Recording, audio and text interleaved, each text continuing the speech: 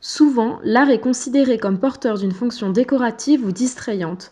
Mais le mot art ne définit pas seulement l'habilité d'une technique, mais la capacité d'expression. L'art a deux effets majeurs. Il génère pour son créateur une nouvelle réalité par l'élaboration du vécu interne. Mise en forme pour être partagée, c'est une prise de position existentielle.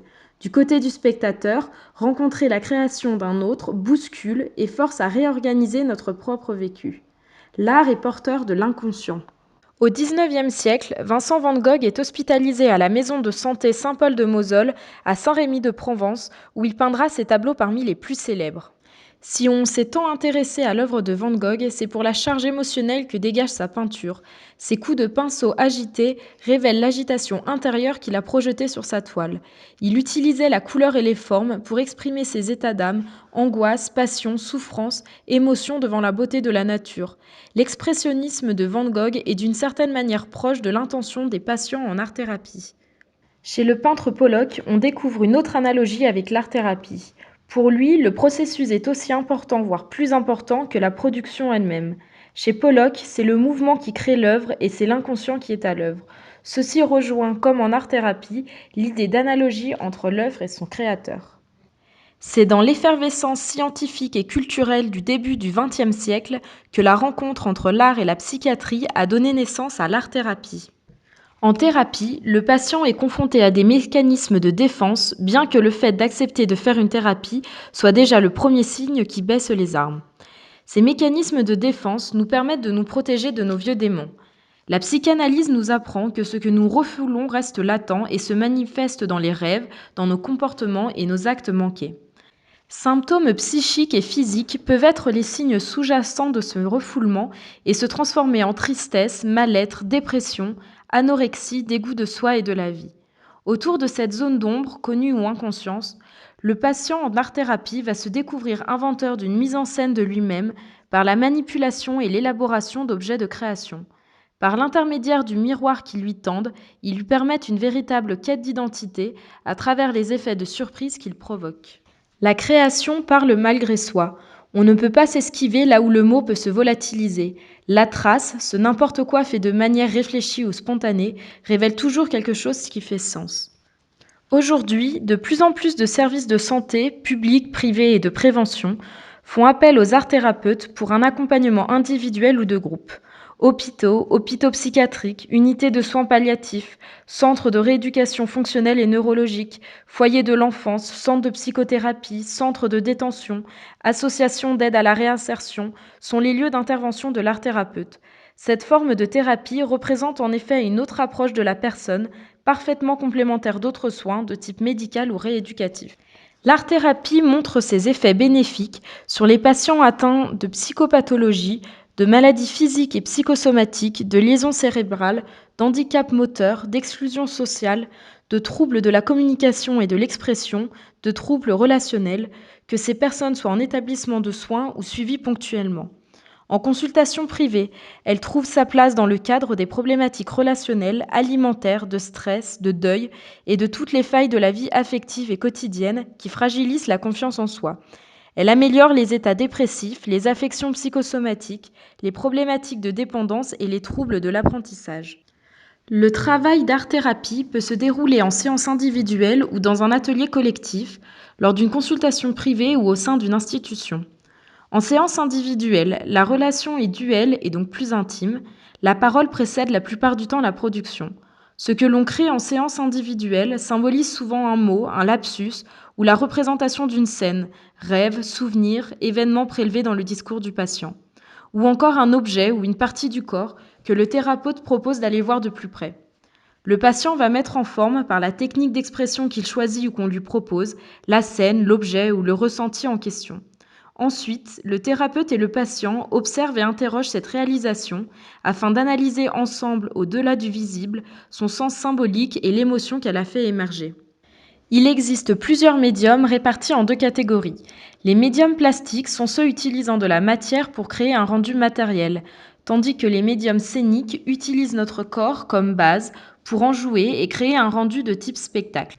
Parmi ces derniers, on peut citer le jeu de clown qui permet de développer l'autodérision, l'utilisation de masques, généralement préalablement créés par le patient, la manipulation de marionnettes, avec là aussi la phase de fabrication en amont, ou encore l'élaboration d'un conte qui permet de glisser des messages inconscients.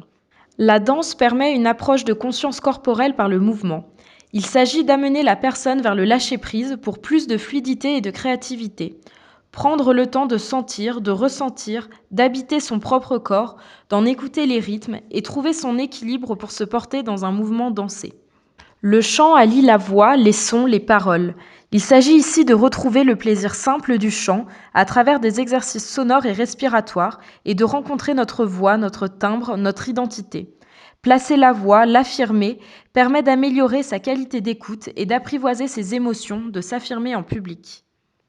L'utilisation de la musique en art-thérapie se retrouve sous forme passive ou active. Les mandalas sonores sont la version passive. 5 morceaux de musique ou de sons différents sont étudiés pour amener le cerveau à produire des ondes cérébrales différentes. Ainsi, en 20 minutes, la personne traverse les ondes produites par notre cerveau pendant notre sommeil. Il s'agit ensuite de restituer les images, visualisations, sentiments et sensations ressenties pendant l'écoute. La musicothérapie est la version active. Elle consiste à jouer concrètement d'un instrument, tambour, piano, flûte, xylophone, voire même d'utiliser son propre corps comme instrument de percussion ou de sa voix comme mélodie de base, en s'ajustant à son propre rythme, à sa propre vibration. Enfin, la dramathérapie utilise principalement le théâtre, mais peut l'associer aux autres médiums scéniques. Le théâtre en groupe peut permettre une certaine interprétation de textes existants ou de l'improvisation sur un thème donné, ce qui s'avère très intéressant pour les constellations familiales, les thérapies de couple ou les phobies sociales. Mais le théâtre peut aussi être utilisé en séance individuelle afin de rejouer un événement vécu, d'explorer sa propre histoire en la racontant, la rejouant, en revivant les émotions. Du côté des médiums plastiques, c'est le dessin qui est le plus répandu. Il se décline avec plusieurs matières, telles que le crayon ou le fusain. La craie est très utilisée pour son toucher agréable, qui met le patient dans de bonnes conditions, mais aussi pour la possibilité qu'elle offre de modifier le dessin au cours de la séance, en étalant la craie, en atténuant ou en amplifiant sa couleur. Le dessin permet un processus de projection, de visualisation et de symbolisation. Appropriation et affirmation de soi sont les objectifs du dessin. La peinture est un médium très utilisé car facile à mettre en place. Elle peut faire l'objet de consignes libres ou avec contrainte. On utilise de préférence les couleurs primaires afin de permettre au patient la création de ses propres couleurs. L'acrylique est un médium de choix car il se rince à l'eau et permet de lâcher prise, de réaliser de bons mélanges ou d'agir sur l'épaisseur. Le collage est une médiation utilisant la plupart du temps des journaux ou des magazines disposés sur une table dans lesquels les participants peuvent découper des éléments qui les interpellent et qu'ils vont ensuite coller sur une feuille prévue à cet effet. En résulte une composition qui fait miroir à l'état psychique de la personne l'ayant créée. Le tableau éphémère est une création où se superposent plusieurs éléments sans être fixés ou collés. Il est ensuite détruit en fin de séance et les éléments remis à disposition pour la fois suivante, d'où son caractère éphémère. Le modelage utilise comme matière première l'argile, qui peut elle-même être de différents types. L'utilisation de ce médium malléable entraîne une action directe sur la matière, une modification de cette dernière, contrairement au dessin ou à la peinture qui utilisent la matière pour créer. L'argile est ici perçue comme un support de communication, de jeu, et permet la mise en scène du processus créatif.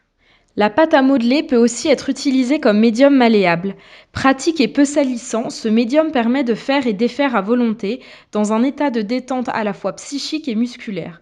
Le modelage en général permet donc de renouer avec le plaisir instinctif du toucher, de faire des formes et de les transformer, marquant symboliquement le passage d'un état à un autre. Le jeu de sable permet de créer dans la matière, à l'extérieur, une image de son monde intérieur au moyen d'un matériel symbolique.